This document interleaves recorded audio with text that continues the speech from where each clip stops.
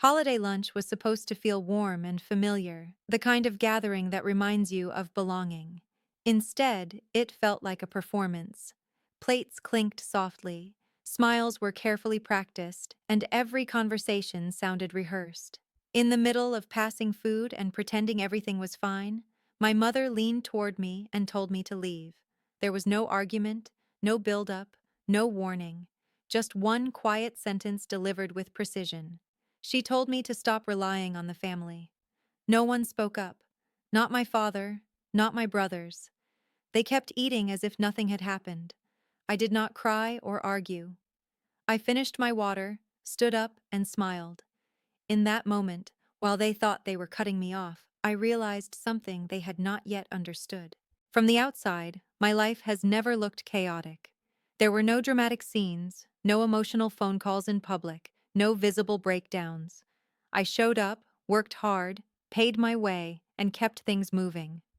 I was the person others leaned on when situations started to unravel. Not because I was loud or controlling, but because I stayed calm when pressure hit. That did not begin in adulthood. That pattern was trained into me early. In my family, I was always the one who figured things out. If something went wrong, I adjusted. If something needed fixing, I handled it quietly so no one else had to feel uncomfortable or admit they were overwhelmed. I learned that being reliable did not bring praise, but it did bring responsibility. My mother operated on control rather than chaos. She did not yell or slam doors. She changed the atmosphere.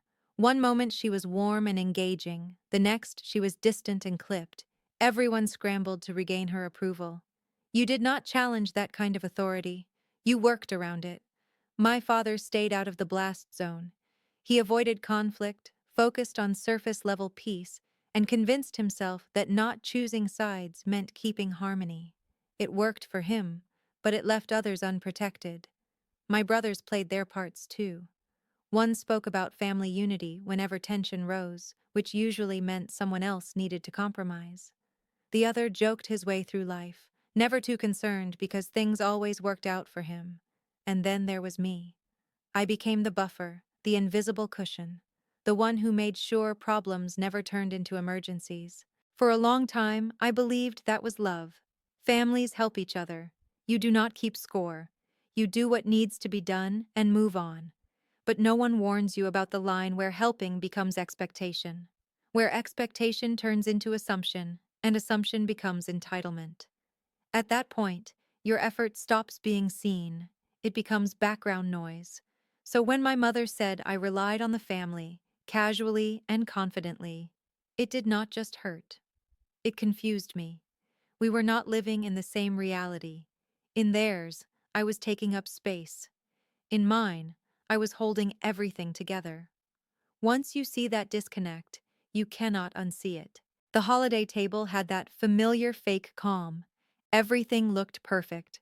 The table was set neatly, the food arranged carefully, everyone acting grateful while avoiding anything real. Halfway through the meal, my mother leaned in and spoke quietly, as if she were offering advice. She said it might be time for me to stop relying on the family and told me I needed to grow up because they could not keep carrying me. The word carrying hit hard. I almost laughed.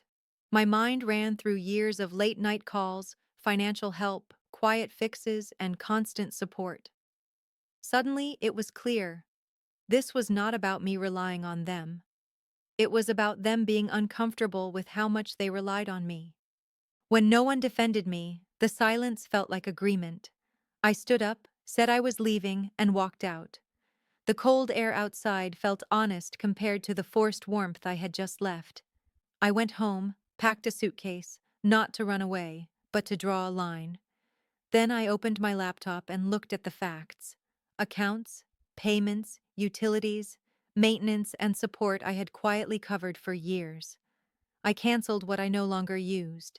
Not out of anger, but alignment. They told me to stop relying on the family, so I stopped participating in a system that depended on my silence. 3 days later, the calls came. Panic replaced confidence. Complaints replaced accusations. When they realized the safety net was gone, the tone changed. Legal paperwork followed, and in trying to regain control, they triggered a clause that transferred ownership back to me. A quiet consequence. A clean one. When we met, I showed the records. Years of support laid out clearly. There were no arguments left, no leverage, just truth. I walked away without yelling, without demanding apologies, without trying to fix anything. The aftermath was quiet, awkward, real, and my life became lighter. Mornings slowed down, evenings felt peaceful.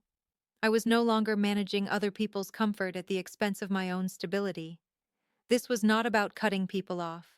It was about finally seeing the truth and choosing not to ignore it. Sometimes growth does not look dramatic.